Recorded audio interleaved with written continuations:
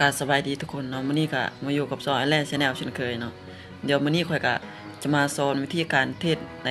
มือถือเนาะให้เทรดแบบว่าเป็นมืออาชีพเนาะก็คือเราจะใช้หลักการเอาได้เนาะ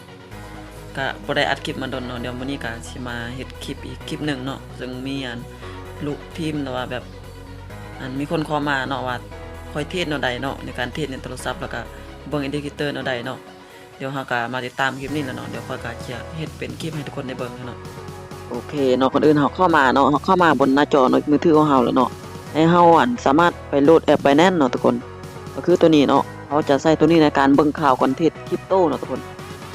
เราต้องเบิ่งให้เป็นเนาะทุกคนเนาะเราต้องเบิ่งให้เป็นก็คือเขาจะนำใช้เบิ่งข่าวตัวนี้จะเบิ่งตั้งแต่ประมาณวันจันทร์เนาะวันจันทร์ประมาณวันเสาร์เนาะทุกคนวันที่จะบ่ค่อยใส่เนาะโอเคเนาะหลังจากเข้ามาหน้านี้ทุกคนเนาะให้เข้ามาที่BTC เนาะทุกคนเข้าที่มา BTC เลยเนาะหลังจากเราเข้ามา BTC เนาะทุกคนเราก็เปิดกราฟเบิ่งแล้วเนาะว่าเราจะเบิ่งตลาดจุดใดเนาะก็คือตัวนี้เนาะคอยเทรดคริปโตเนาะก็คือ BTC เนาะทุกคนคือว่าแต่ว่าเราเรียกสั้นๆเนาะเอิ้นว่า Bitcoin นั่นเองเนาะคือหลังจากเราเข้ามาหน้านี้เนาะเราก็สามารถเข้าไปก่อนนี้แล้วเนาะทุกคนไปเพิ่มเติมเนาะก็คือจะเบิ่งข่าวเนาะตอนนี้เขาจะเบิ่งเป็นสกุลเงินUSDT อย่างของอันนี้เนาะก็บ่ฮู้คือกันเนาะทุกคนจะเป็นตัวที่3เนาะที่ค่อยใส่เบิ่งเนาะหลังจากเราเข้ามาหน้านี้เนาะทุกคนให้เราสามารถเข้าไปที่ลายเส้นแสดงเนาะโอเคเนาะหลังจากเข้ามาหน้านี้เนาะเราต้องใช้ตัวนี้ให้เป็นเนาะทุกคนเนาะก็คือมันจะมีตัวนี้จะเป็นการเบิ่งข่าวระยะสั้นเนาะทุกคนก็คือเพราะว่าเราเทรดคริปโตเนาะจะเทรดเป็นระยะสั้นเนาะระยะสั้นก็คือแบบใดเนาะก็คือเราจะเทรดในไทม์เฟรมคือแบบไทม์เฟรมมัน30วิเนาะทุกคนก็คือ30วิก็คือมันจะบ่ฮอดนาทีเนาะทุกคนก็คือแปลว่ามันจะมีเวลา1นาทีเนาะใน1นาทีเนี่ยเราสามารถแบบว่าให้เลือกเนาะเลือกขายกับเลือกซื้อเนาะถ้าเราเลือกขายเนาะสมมุติถ้ามันปิดขายปิดแดงเราก็ได้เนาะถ้าปิดซื้อเราก็บ่ได้เนาะมันจะมี2ทางเนาะก็คือในการใช้ของข้อยเนาะทุกคนเนาะอินดิเคเตอร์ใช้ของข้อยเนาะข้อยก็ใช้ตัวนี้เนาะทุกคนตัวชี้วัดตัวนี้เนาะข้อยจะใช้เส้นนั้นสต็อก RSI เนาะทุกคนเส้นตัวนี้เป็นสต็อก RSI เนาะข้อยใช้เส้นตัวนี้เนาะ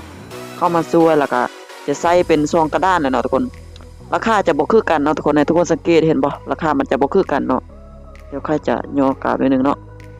ราคามันจะบ่คือกันเนาะทุกคนสังเกตเบิ่งว่าตัวลุ่มนี่ราคา 37,000 เนาะ142ส่วนตัวเทิงนี่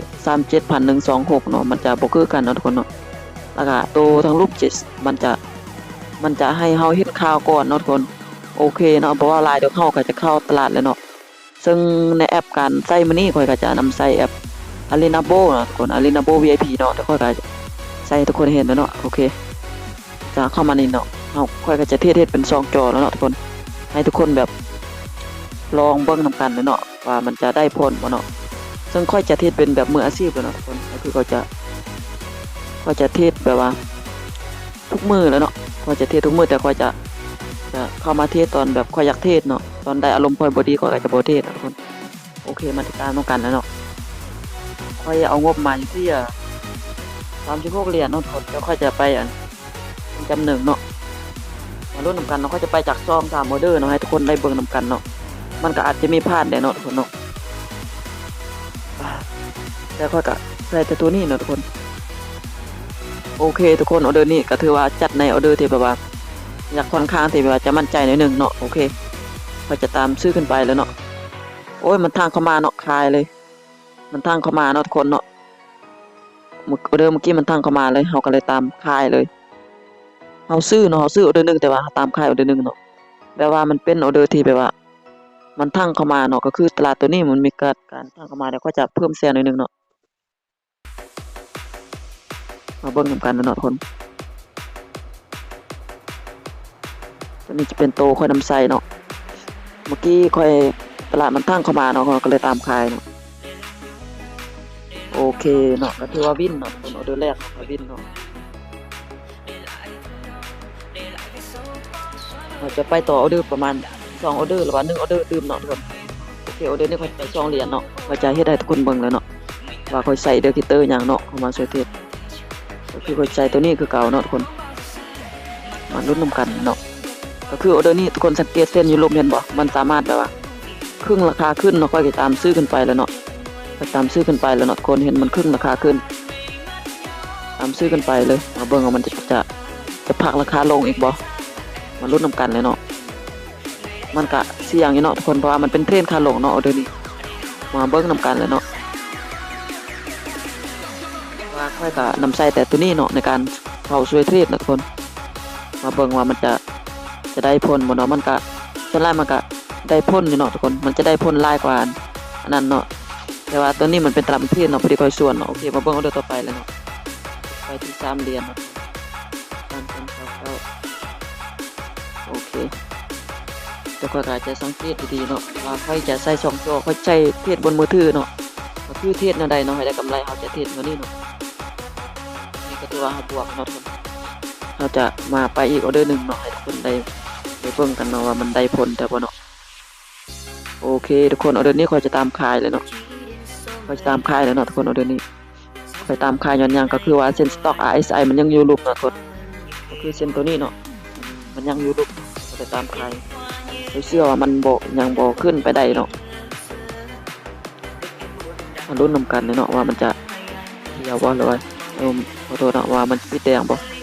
หรือว่ามันจะปิดซื้อเนาะเดี๋ยวนี้ก็ถือว่ามันค่อนข้างเสี่ยงเนาะทุกคนเพราะว่ามันเป็นแบบมันใกล้เป็นตลาดที่แบบว่ามันจะกลับโตเนาะมันเป็นตลาดกลับโตโอเคเนาะทวาวินเนาะ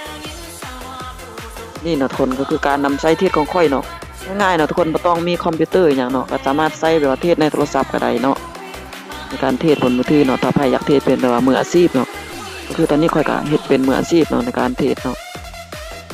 โอเคเนาะก็ถือว่างามๆเนาะทุกคนเนาะการนำใช้เนาะเพราะว่าไผที่แบบว่าบ่เข้าใจเนาะก็สามารถเมนอยู่ใต้คลิปค่อยเนาะแล้วค่อยจะทิ้งลิงก์เนาะลิงก์กันโตเข้าไปแน่นเลยเนาะไผที่บ่เข้าใจก็สามารถเข้ามาถามได้เนาะซึ่งค่อยก็จะมีกลุ่มนำพาเทศเนาะทุกคนก็คือจะมีกลุ่มเติมทอนกลุ่มนำพาเทศเนาะทุกมือเลยเนาะโอเคเนาะใครที่เข้ามาก็อย่าลืมกดไลค์กดแชร์แล้วก็กดติดตามไปเด้อเพื่อเป็นกำลังใจในคลิปหน้าเนาะขอบใจเนาะ